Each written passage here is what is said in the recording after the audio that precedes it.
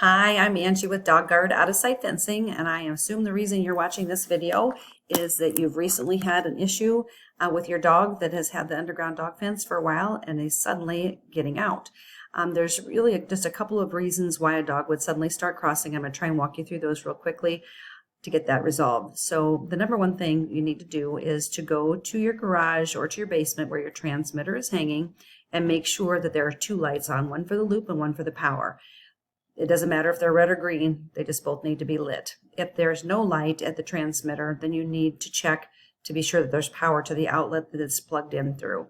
You may have blown a breaker, or a GFI may have flipped. So just make sure you check that.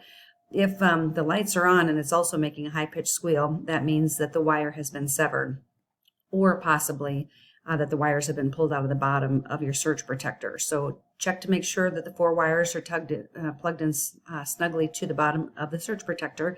If they are, then you need to shut the transmitter off on the right-hand side so that it quits making the high-pitched squeal, and give us a call. Our number should be posted right on the front of your transmitter. If the lights are lit, that's good. That means that the wire isn't severed. It's not making a noise. That's wonderful. So the transmitter is not the issue. The next thing we want to go to is the collar.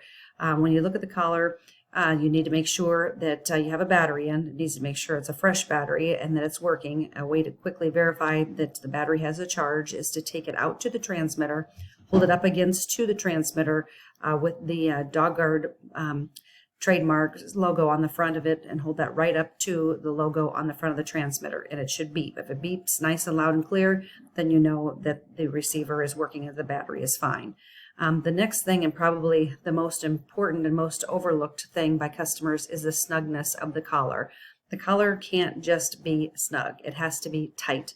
The probes need to touch the skin. If they don't touch the skin, the fur will diffuse the shock and the dog will be able to walk right out of the yard. It commonly happens in the fall, winter time, when they start to gain a lot of winter fur.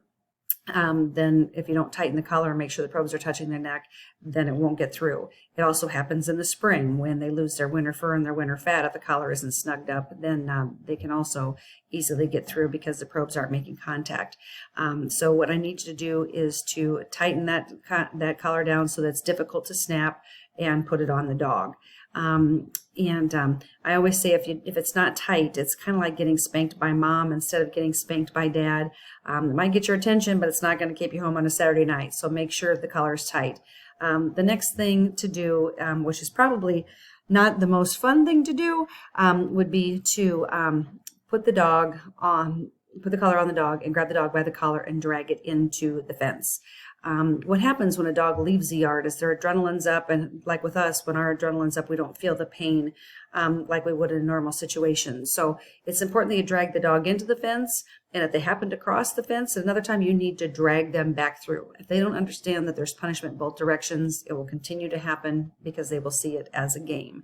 You can also, if they have really a lot of thick fur or hair, you can trim that just to leave a spot on their neck where they can make better contact with their probes.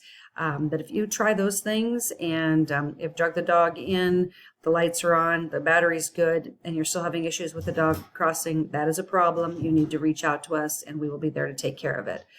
Please give us a call. We're glad to help in any way that we can. Thanks so much for watching the video.